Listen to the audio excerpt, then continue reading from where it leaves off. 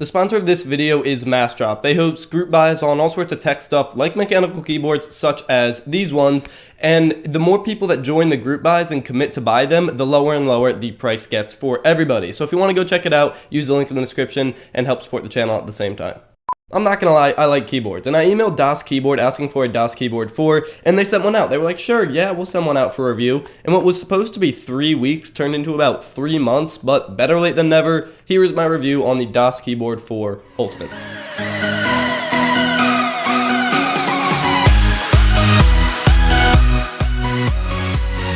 As I said, this is the Das Keyboard 4 Ultimate. As you can see, the keycaps are blank on the Ultimate version, but there's also a professional version that is the same keyboard with normal lettered keycaps if you would rather have that. All of the models of the Das Keyboard 4 retail around $160-ish on Amazon and the Das Keyboard site, so it's definitely expensive, but definitely in this case it is well worth the price and you are getting what you're paying for. So I want to focus throughout this review on the unique aspects of this keyboard that set it apart from the rest of the competition and that make it different or special or whatever, because that's what you're here for, right? Before I get into it, I want to go over some basic facts. The one I have has some Cherry MX blue switches, but you can also get the Cherry MX brown switches if you'd like to. The blue ones are the clicky tactile switches that I prefer of all the mechanical switches. The keycaps are blank and made of ABS plastic, and then the overall layout of the keyboard is a 104 key layout. And if you did notice or it's bothering you or something, I do use the spacebar backwards. I flip it around because it angles it towards you, and in my opinion it's more comfortable. It's not the keyboard that comes that way. I personally flip the spacebar around and use it that way.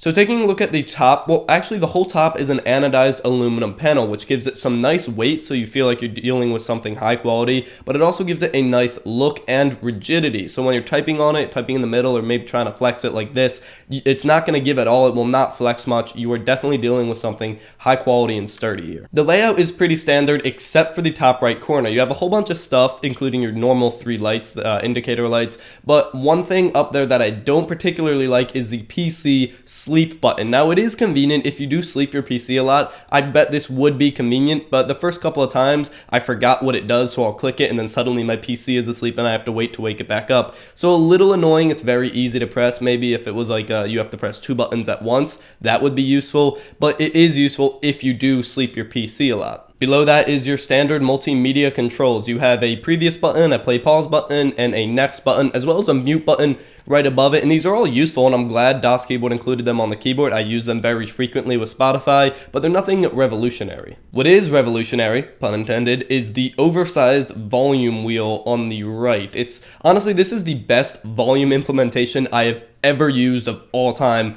on a keyboard. It's absolutely incredible. So it's just a volume wheel and you just spin it on the side because there's a little cutout on the side that you can spin it. The side of the wheel is grippable and rubber, so it's easy to get a grip on it. And then as you spin it, there are tiny notches or mechanical notches that you feel and give you some tactile feedback when you're changing the volume. And it's so satisfying to spin, and it's actually really useful. It's more useful than going into your computer sound or using your speaker sound or anything. Just having it right at your fingertips and having the little notches that feel great. I absolutely love the volume wheel. I even actually prepared a sound test so you just understand how clicky and amazing it sounds, so here you go.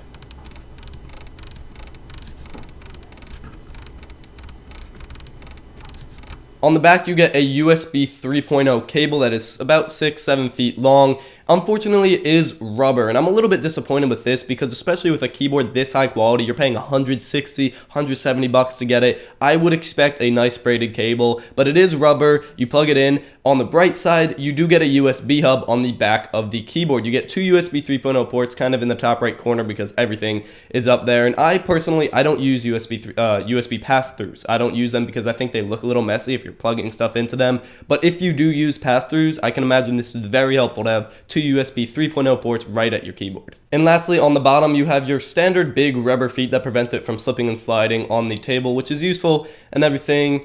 But when you want to elevate your keyboard, they have a magnetic foot bar that you just kind of put onto the keyboard and it magnetizes in place. And it's actually pretty useful.